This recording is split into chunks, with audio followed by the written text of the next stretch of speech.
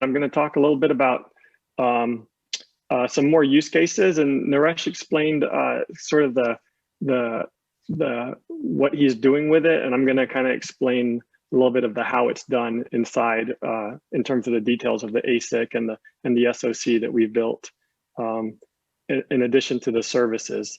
So just let's see, this is just a little bit of legal disclaimer for sharing the slide. So if we start out looking from a very high level of what today's hardware landscape looks like, what we're trying to do is optimize cost and performance against what we would call programmability or flexibility in features. And you can see in the lower left corner, you start out with the classic NIC.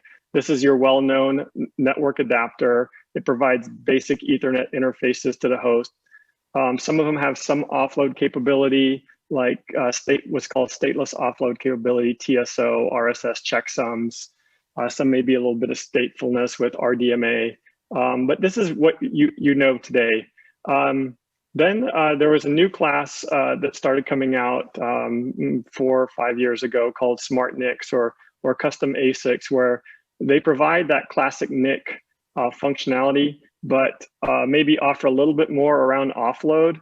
Some of them will have encryption engines for doing IPsec perhaps, or for networking offloads, they'll have a single flow table using something like OVS or RTE flow.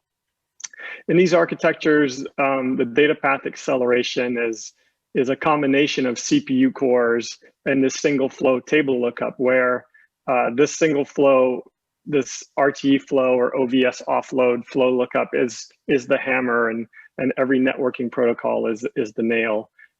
This obviously puts a lot of burden on software to aggregate multiple logical layers of lookups into a single lookup, has significant scale and convergence update issues, and manifests itself as limited scale and excessive jitter. Advanced data planes are typically run, or protocol processing is typically done in the CPUs, which obviously offer the flexibility, but at a significant cost in performance.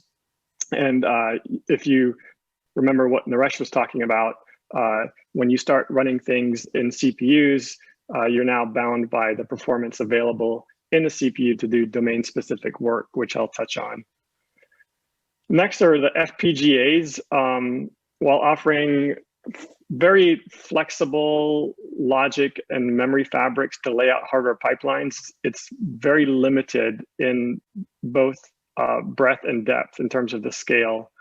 It's well known that logic density of purpose-built versus flexible circuitry is anywhere from 10 to 20x in transistor density. So you can just assume that with that comes resultant power inefficiency. And besides the scale limitation, FPGAs have cumbersome operational and lifecycle management with respect to upgrades. And you need fairly sophisticated hardware design skills for both implementation and sustaining. So that's where we come in with our DSC. It's a purpose-built domain-specific P4 programmable processor. It has tightly integrated arrays of flexible service offload engines that I'll talk about, and a set of multi-core ARM processors to provide a software-defined, completely programmable service at hardware pipeline rates. I encourage you to read Silvano Guy's blogs on the technical comparison of these various technologies, and how the demise or the slowing of Moore's law is driving this technology transition in today's infrastructure. We put a lot of thought into this. The other thing I wanted to touch quickly on is our design philosophy at Pensando. We're very much customer use case driven, very much taking a systematic approach, thinking of the entire platform. One of the goals we set out into the company was to maintain this cadence of a new SoC every 18 months. We've been successful with that in the first 3.5 years. We've want to take advantage, obviously, of advanced silicon process technology, as well as the innovations that I'll talk about in the coming slides. We are solving customer use cases across 3 different segments, in the cloud, in the enterprise, and in the storage use cases. where there's a common substrate of or a common, let's say, common ground with respect to the problems and the solutions. And then obviously focusing in the solution to accelerate all of these services, which I will go into detail on in the coming slides. For the DSCs, is that a specific term for Pensando, or is that just a generic type of card? It stands for Distributed Services Card, and it is a specific PCIe form factor card or OCP form factor card that contains this P4 processor and the associated subsystem. And it is a Pensando coin term, I guess, Distributed Services Card, which goes into our distributed services platform. So yeah, so in Naresh's presentation, he called it Naples because that is the code name, and obviously they were very early adopters and very early partners with us. And our code name internally when we were developing this card was Naples. It's an acronym. It stands for Network Adapter with Programmable Logic and Enhanced Security and Storage Services. It was a little contest we had in the company to come up with a cute name for the code of the card.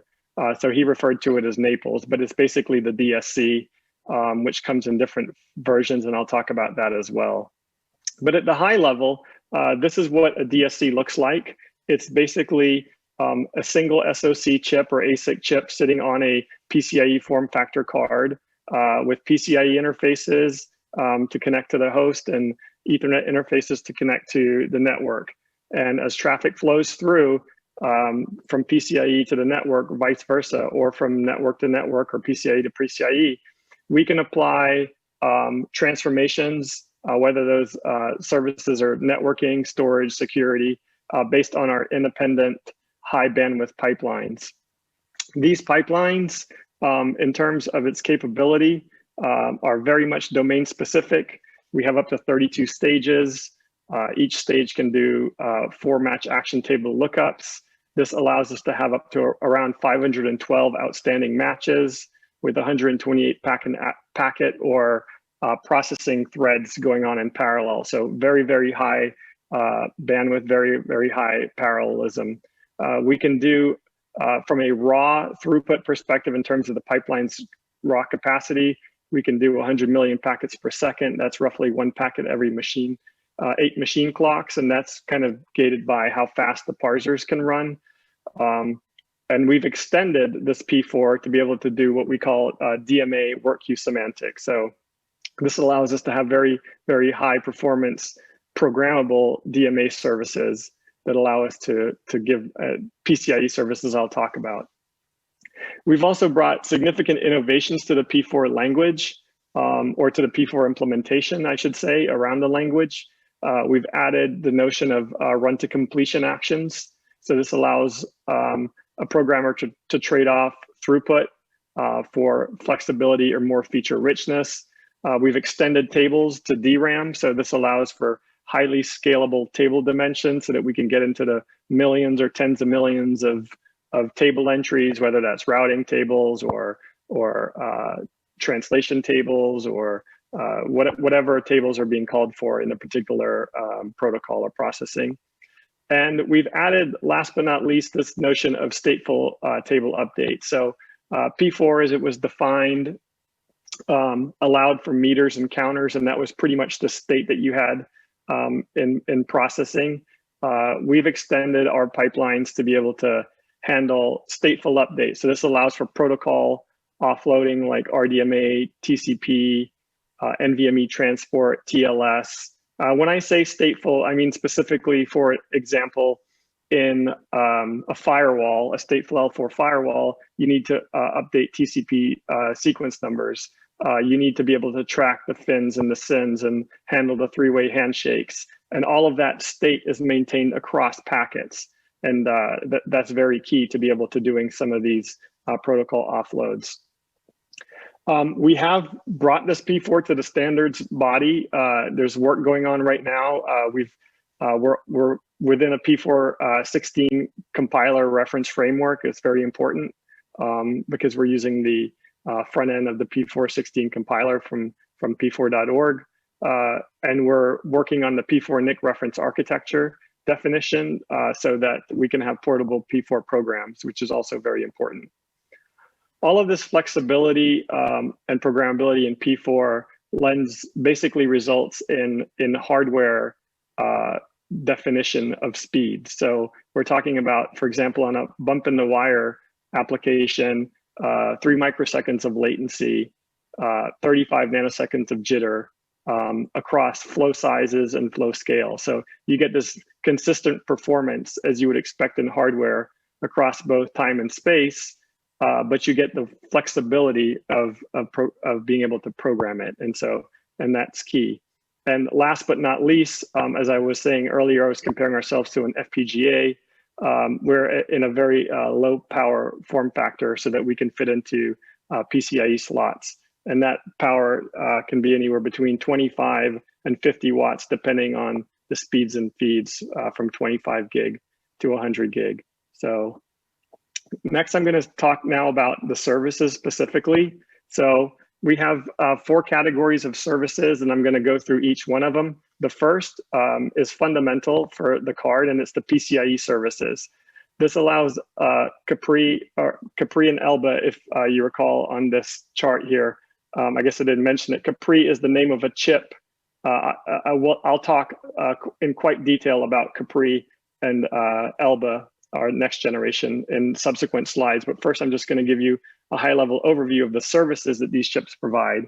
So they have a programmable PCIe interface that provides lots of VFs, lots of PFs, and this notion of obviously SRAOV, and then multi-host, being able to have multiple sockets behind the card. The PCIe device use cases can include a standard Ethernet driver like you would expect in any operating system to have network services. We have DPDK devices. We can be NVMe devices, VirtIO devices, storage offload devices in the case of the NetApp's use case, crypto offload. Yes. I'm sorry to interrupt you. I'm going to ask a dumb question. Can you tell us, or tell me, everyone else might know, VF, PF, what is that? Oh, VF is a virtual function in PCIe, and PF is a physical function. So this is nomenclature within a PCIe topology, where if you want, basically think about a VF as being a VM. That's the easiest way to think about it. Got it. Think about a PF traditionally has been a physical card. So we can emulate up to 64 physical cards and emulate up to 1,000 VM interfaces. And those VFs can be anything. And that's what these device use cases would be: a standard ENet driver, a DPDK, an NVMe. These can all be mapped as either VFs or PFs to the host. And then last but not least, can I have a follow-up question? I'm sorry, about the same thing. So Naresh mentioned before about there needs to be compatibility between the PCIe versions. So is not knowing PCIe, is the PCIe version what gives you the ability to set that maximum, or is that maximum set by? Yeah, so the maximum is set by the PCIe version. So Gen 4 is today the highest version. There's Gen 5 coming out. But Gen 4, yeah, and that's part of when the card boots up, that's all part of the PCIe protocol to figure out what the version is and what the max rate is.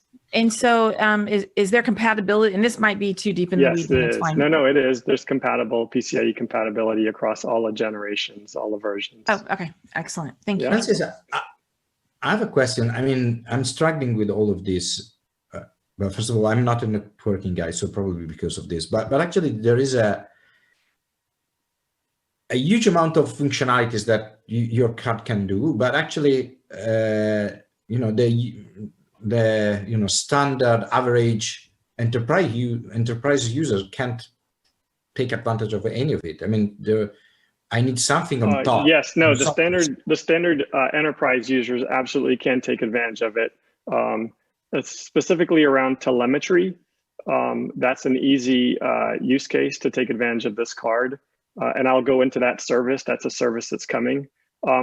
these service, like this PCIe service, is a detail, but it's an important detail because this gives you the capability to give the card different personalities.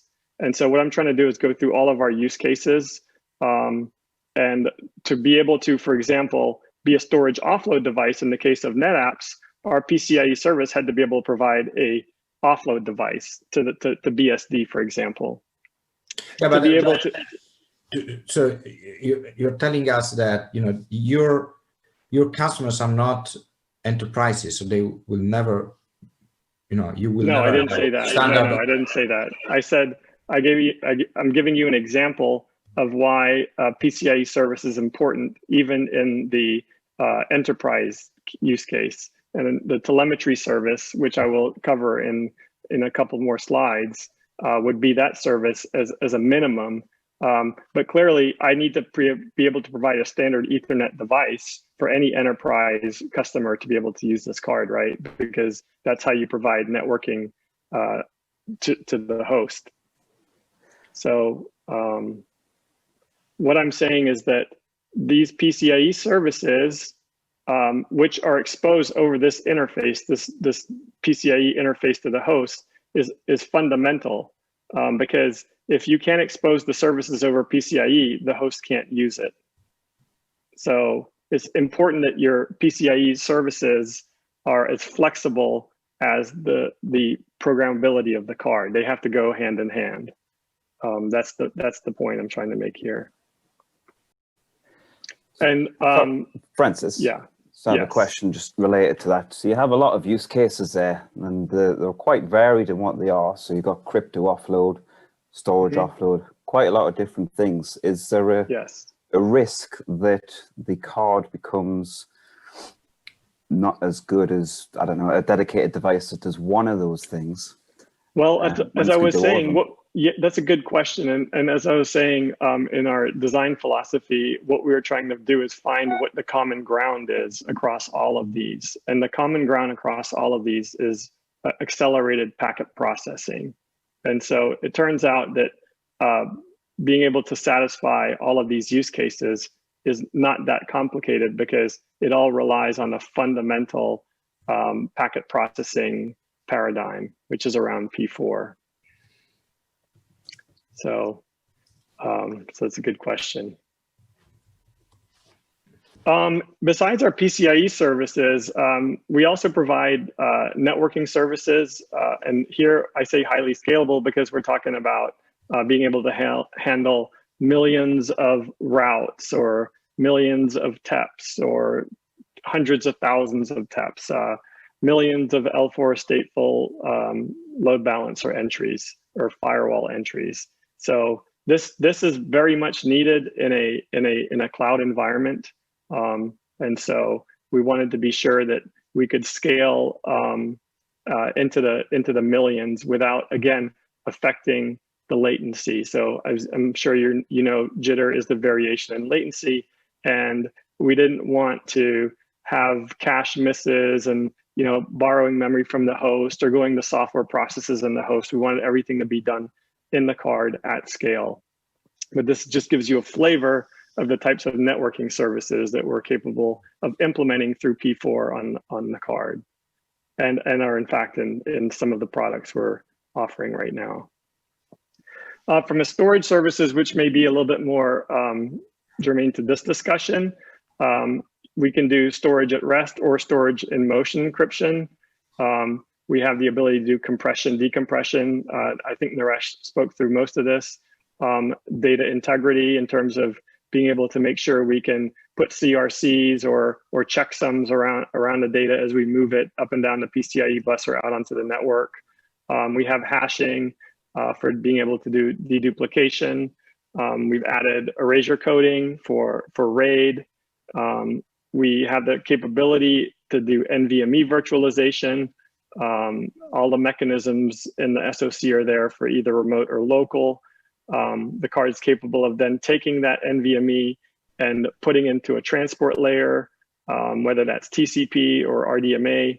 And then we've enhanced our RDMA implementation We call it V2++. In this implementation, we've invented a congestion management algorithm where it eliminates the need for pods in the network, and as well as managing congestion through the network end to end. And so that's very important when deploying RDMA at very large scale. PFC stands for Priority Flow Control. It's an Ethernet point-to-point flow control, and it doesn't understand the level of RDMA or flows. And so it's fundamental that in large scale networks, you have some type of congestion management algorithm running. That today in TCP has its own congestion management algorithm, obviously, for the internet. Many cloud providers are working on or writing papers on congestion management and what a fundamental mechanism it is in large scale networks. The last piece before I get into telemetry is around security services. We talked about being able to offload TCP and TLS protocol. That's very important if you want to be able to do TCP, TLS at very high rate. Again, the use case here is if you wanted to do east-west encryption within the data center, and you wanted to do it without having to manage keys in the application, and you wanted to do it in the infrastructure. That's a very meaningful use case. IPsec is another use case. VPNs, whether they're based on TLS or IPsec, can be implemented on top of this. L7 app ID is necessary if you want to be able to identify the policy through the app ID as opposed to through IP addresses. And obviously, being able to do distributed denial of service is important as well when we talk about security. So these are all the capabilities that the card provides with respect to security, which is important when you are facing either east-west or north-south. So telemetry services, by the way, all of these services I've discussed are very relevant in the enterprise, and the Project Monterey with VMware that we just announced a few weeks ago will in fact take advantage of some of these services. From a telemetry service perspective, this is particularly true in large-scale deployments in the cloud, but also true in high-end enterprises where you want to be able to maintain flow logs. You want to be able to determine port mirroring if you want to have tap aggregation, or you want to be able to consolidate a separate tap network. Telemetry comes in very handy. The ability to be able to span both RX and TX directions, both the receive and the transmit of the adapter, being able to put into flexible packet formats, whether that's ER span, IPFix, in-band network telemetry. There's lots of different versions, and because the design is flexible, we can accommodate different types of formats. And then in terms of the metrics, we have a lot of infrastructure put in to the design for handling counters around bytes and packets, being able to count latency and time stamping and things of that nature. So lots of thought put in around telemetry as well, which is also a very valuable use case. So now that I've gone through the services, I want to talk a little bit about the offerings we have. A couple of questions, because I'm fascinated with kind of what you guys are doing here. So it sounds like this is a multiple personality kind of piece of hardware. So programmable to a point that if we wanted it to do security offload, we tell it to be a security offload card. We want it to be used like NetApp, we're using it as a storage offload card. So is it, so one, have I kind of grasped the idea in the right way? That's correct. No, you have. That's right. That's the idea, is that because of its programmable nature, it can be used in different personalities. And in some cases, those personalities can all exist at the same time. So you beat me to my next question, which was, do you have any partners using these cards to do multiple things at the same time? Yes. We are working with partners right now that are using both storage and networking services simultaneously, along with the PCIe services, to be able to provide that to the host. That's correct. That's great. Thank you. Yeah, and so you bring up a very important point here, because today, and you might have a separate card for security, you might have a separate card for networking, you might have a separate card for storage, you might have a separate card for management. You may have 2, 3, 4 cards in the server. What this does is allows you to consolidate, and that's significant from a cost perspective as well as power. So good point. So the DSCs are built on our foundational SoC, which the first generation is Capri. That's the one shipping today. That's where we innovated around this P4 and PCIe technology to be able to give those services I talked about. It's built in 16 nanometer. 16 nanometer is the bulk process technology coming out of TSMC today. Very mature design. It's been production ready and shipping since May 2019. And we have 2 products around this. We have a 25 gig card and a 100 gig card. And that is the card today that Naresh was referring to when he discussed Naples. The next generation SoC is called Elba. And this is where we really push the technology in 7 nanometer to be able to basically double. The goal was to try to double everything we could.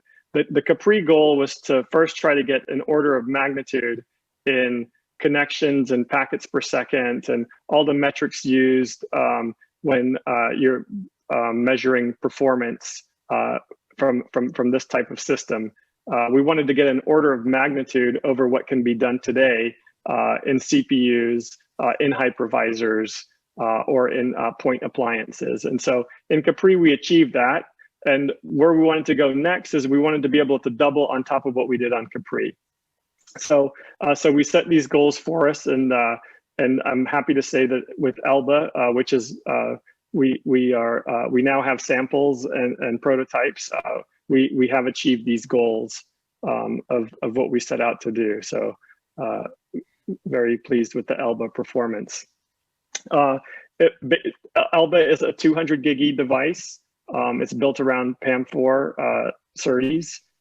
Very important when you want to get the bandwidth up and also reduce the cost of cabling, whether that's to the top of rack or whether that's within the rack. We've got multiple enhancements in Elba over Capri. We've extended the capacity of the memory so that we can get tens of millions of flows as opposed to millions of flows. We've significantly enhanced the QoS capabilities, which allows us to do things like multi-host that we'll talk about. We've added additional accelerators and offload capabilities based on customer feedback, like Naresh and NetApp.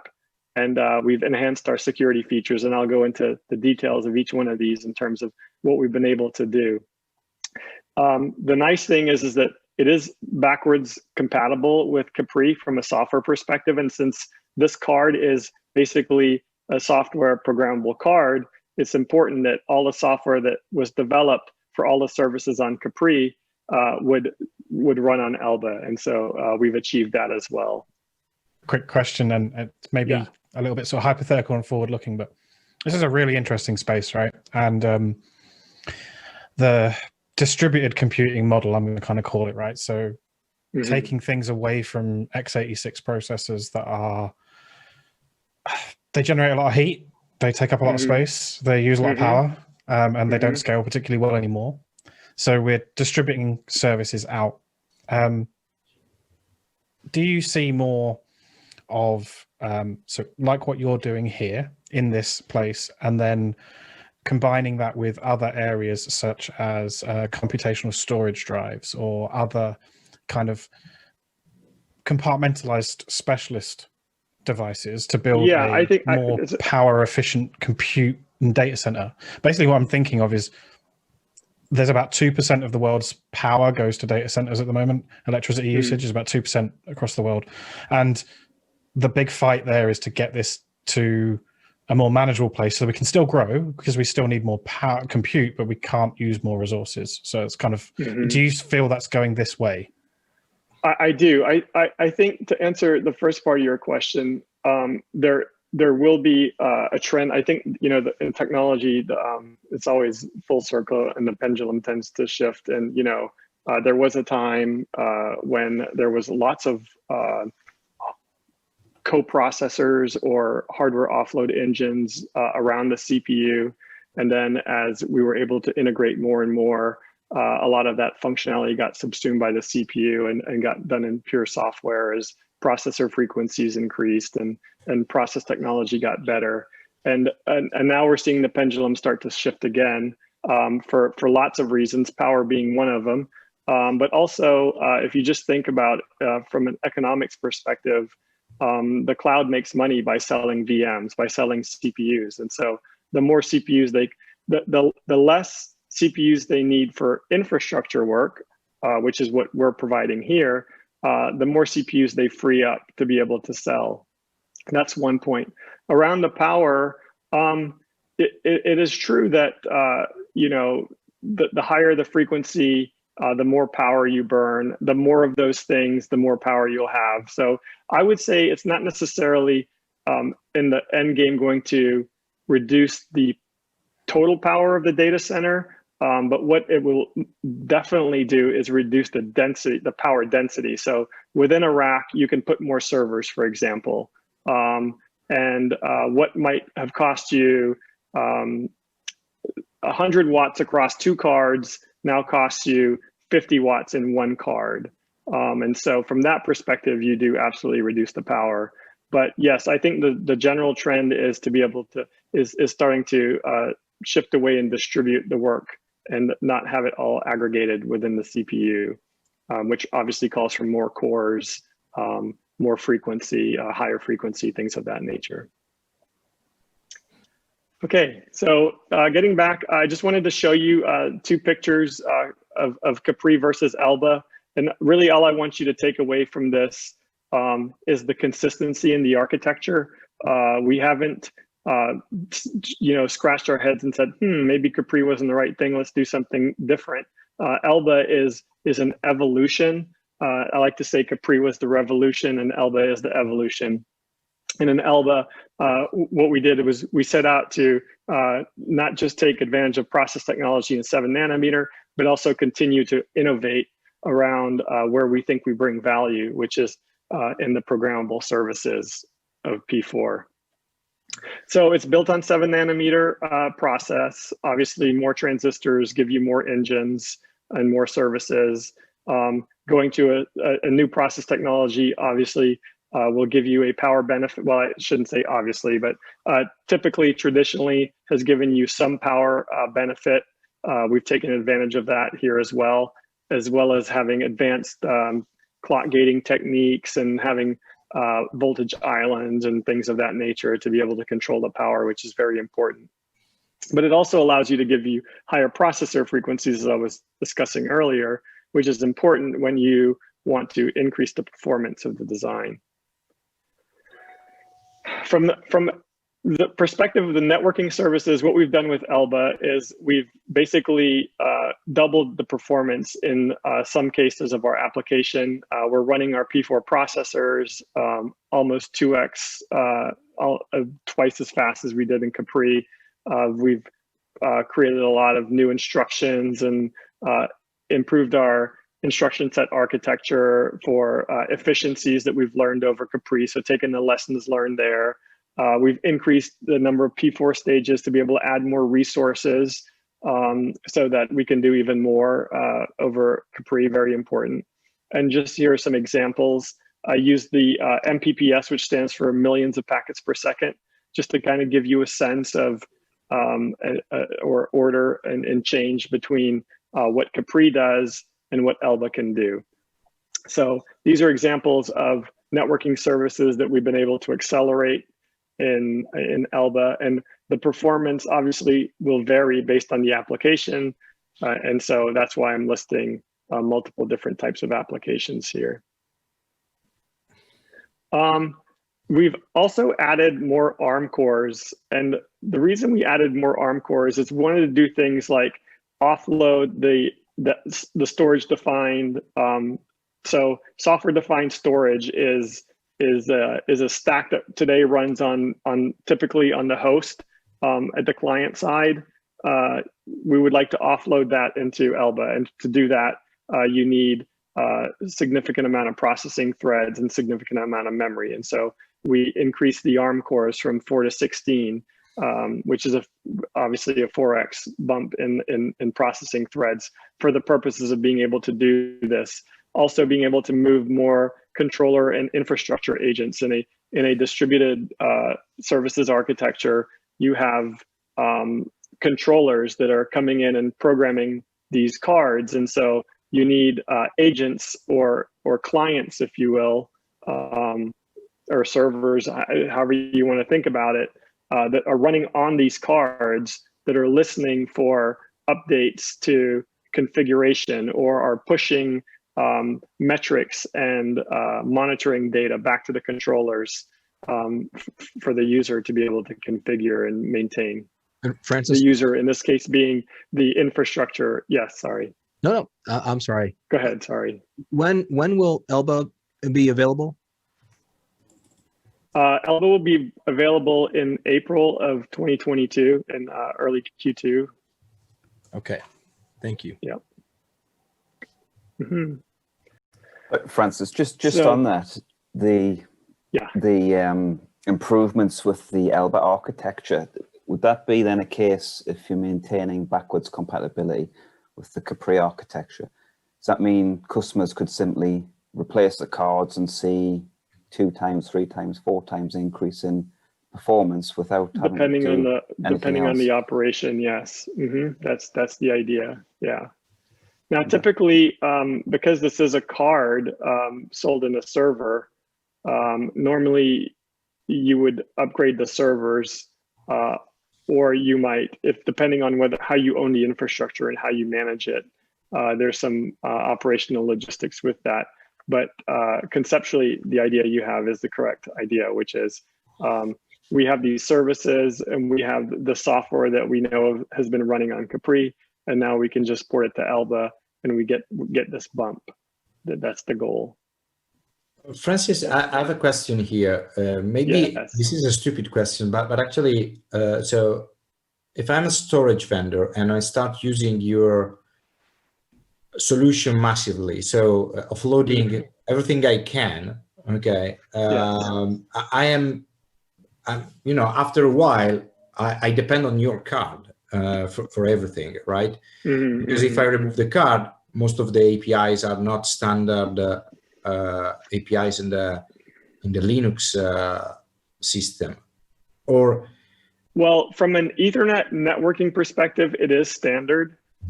There's nothing that changes there for your what I call the classic NIC function. But for all of the offloads that are getting configured, you're correct. Those are APIs that Pensando has defined or has worked with our partners to define. For example, in the case of NetApp, they use what we call the Sonic driver, which is a storage driver that controls these offloads that runs in BSD that was defined with NetApp. And do you think that in the future, or maybe it's already the case, you're going to give these APIs on the open source? I mean, publish it and everything, so that some competitors can maybe not compete on the hardware, but actually provide a software-only solution. I mean, no, I understand your question. So, for example, in our networking services, we provide a object model that you would use to define a virtual private network or a virtual private cloud with all of the policy objects and all of the routing objects and all of the relationships associated with that. That is a Pensando defined object model. Obviously, Amazon has their own object model. Azure has their own. Google has their own. It would be great if we could all agree to what this object model would look like, and then there would be one, and that would also help tremendously with the multi-cloud infrastructure management as well. Yeah, but they don't. I mean, they are big players. They don't want to, standardize this. Right, and so that puts us in a difficult situation because we obviously because we can't use theirs and it's not standard, we're forced to do our own. It's an interesting point you bring up about would we take this forward to the standards, and it's frankly I haven't discussed it within our company, but I will. Okay. Thank you. Okay. Now, just to be clear, in terms of the P4 interfaces, that we absolutely want to standardize, and we want to be able to make those programs portable across different P4 NIC implementations. But the next level, which is the consumption model for most people outside of people building their own systems, you're absolutely right. Okay, besides increasing the CPU processing complex, we've also increased the ability to hold state, the capacity for being able to do very large tables that we discussed earlier in the networking services, or even in the storage services, where you have translation tables for virtualization. We went to DDR on this design, and that's because in HBM you're limited. The HBM device by its nature is limited in its capacity. And so we wanted to be able to scale up to 64 gig of DRAM without having to change the ASIC or the packaging. And so that's very important. And this very much is the way servers scale memory as well. And we've significantly increased the caching performance within Elba simply because we gave up that HBM, that high bandwidth memory. And so we wanted to make sure that when we're providing all of these services and we're chaining them so that we can do multiple of these services at the same time, that the memory bandwidth never becomes an issue. And that's fundamental when you're processing messages or packet data, is that you have the memory bandwidth to be able to keep up with the line.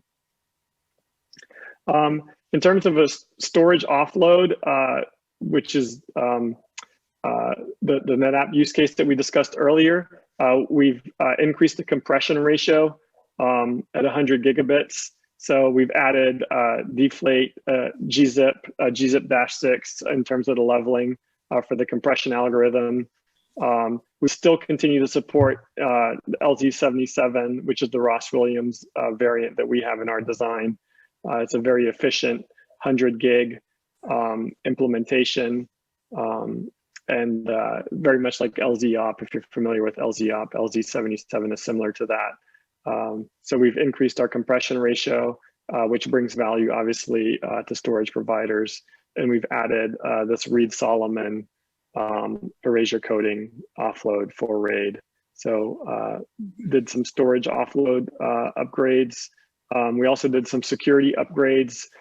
Besides adding the XTS at 200 gig, we also upgraded our GCM for IPsec and DTLS at 200 gig. And the reason we inlined it is, again, we wanted to optimize our memory bandwidth usage and how that works with respect to the caching and the DRAM. And so it's a detail that we inlined it. But the result is that you get 200 gigabits of IPsec, Francis, which is very important. Yes. Just a question for you. Do you see any benefit in partnering or integrating with? I see the memory you have on Elba and on Capri. Do you see any value in having more of that storage class memory that can be, access to the byte level, especially when you're talking about your software-defined storage? Mm-hmm. Mm-hmm. So there could be some value, and I'll discuss that in the PCI in a couple more slides, okay, in terms of integrating with NVMe drives for local virtualization. As an example, if you wanted to do thin provisioning on the host, you could, in theory, virtualize the NVMe, and one way to do that is by attaching the NVMe drives directly off of Elba, as one example. And that certainly makes sense. So in terms of the Elba features and continuing around this upgrade path, we've enhanced our PCIe interfaces to be Gen 4. There was a question earlier about Gen 3, Gen 4. How do you determine the speed? How do you know that you're getting the highest bandwidth possible?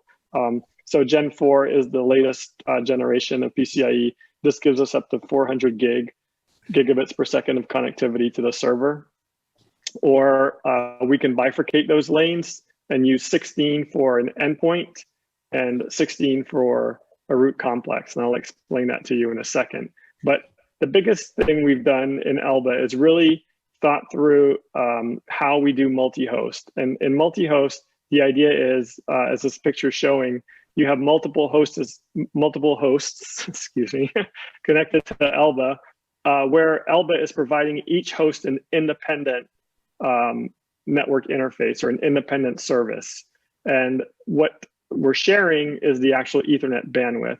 And so that's important when you have 200 gig to the server. If you wanted to be able to give each host 50 gig, for example, and aggregate all of that bandwidth and share the cost of the connectivity up to the TOR. You know, if you wanted to amortize the cost of the network over host, this is a good way to go about it. There's a lot of detail here in how you get multi-host to work with respect to making sure that they're all independent, and if one host goes down, it doesn't affect the other hosts, and there's no blocking between them and things of that nature. So lots of QoS that goes into this. I'm sorry, was there a question? Yeah, it was for me. So this just shows the Elba card. What's the Elba card sitting inside of in this situation? It could be sitting in a standard server, multi-host server. Or would this work on NetApp? Like, would this get from a storage array to the situation? I mean, if NetApp chose an architecture like this, I don't think in NetApp use case they would do multi-host. Multi-host would typically, you know, be done in maybe like in a hyperscaler. Hyperscaler might choose to do multi-host where they can you get rack savings, obviously because you're putting multiple hosts within a rack within RU, and you're getting networking savings. Okay, thanks. So that would be in a standard server. You'd have 4 physical servers sharing the same Elba card. So one of the questions was, you know, could you add storage onto this? And that's certainly one of the use cases. If you wanted to do local NVMe virtualization, you could, in theory, build a card where you had, or put the Pensando device built onto the motherboard and have NVMe drives hanging behind it while you provide this virtualization service. Another use case of the PCIe is to be able to provide some sort. Let's say that you needed some special. You have your own special compression algorithm, just as an example. That you've invented it and you've decided this is the best compression algorithm in the world, and you want to use this one, and it's implemented in FPGA. Or you have a custom coprocessor that's doing something on the data. Some sort of transformation or some sort of learning or whatever. The point here being is that you could actually add an endpoint device onto the Pensando DSC, and then we can do efficient DMA transfers in a programmatic fashion. And I say programmatic meaning that DMA interface, the descriptor formats, how the device driver works can all be software defined. And last but not least would be the obvious high throughput host interface. So if you want to have 400 gig connected to the server and you actually want to go by 32, you could do that as well and use it all as an endpoint. Around the Ethernet interfaces, we've done significant upgrades. I talked about the PAM4 earlier. Here, now we can support 2 by 200 gig. We can support 4 by 100 or 50 gig. Or 4 by 24, 10, 1. 2 by 40, it's probably not important, but it's just that we have 8 SerDes and they can run in NRZ mode. And so that would be the 40 gig. I don't expect anybody to ever do 40 gig, but you could. But we support up to 4 100s or 2 by 200s. We've also added a dedicated NCSI port, even at speeds of up to 200 gig. Our NCSI port can kick in to down to 1 gig and 1 gig to the BMC. So that's pretty important for some of our server integrators and server partners. The last thing we did, which is important, is around QoS, and this is around the quality of service that we provide to the host. So in the very first PCIe services slide, somebody asked me what a VF is. And so and I said, well, just think of its VF as a VM. That's the simplest mapping or use case for a VF. And so what you want to do when you're providing a multi-tenant infrastructure service, multi-tenant means you have multiple different customers or multiple different groups using the consolidated server in a virtualized environment. You want to be fair across those tenants and those VMs. And so you want to be sure that you're pulling data fairly from the host, and you want to be sure that you're sending data fairly so that no one is what's called a noisy neighbor, what's been classified as a noisy neighbor in much of the research literature. And so we put a lot of effort into making sure that, again, the question was asked earlier, can we provide these services simultaneously? And the answer is absolutely. And when we do that, we want to be able to be sure that we're providing fairness across the bandwidth usage, so that if we have a 200 gig interface and the customer said, well, I want 100 gig dedicated for data and 100 gig dedicated for storage, data meaning networking, we can guarantee that we give that fairness. When we're doing multi-host, for example, we want to be sure that no host can boss another host or take over the bandwidth. And so this is where QoS matters.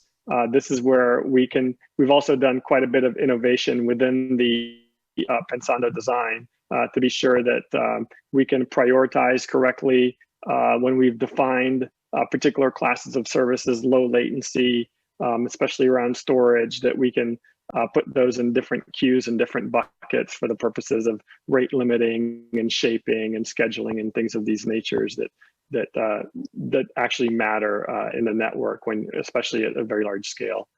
So that's kind of been the overview of where we are with Elba and sort of the improvements we've done within the services that we provide.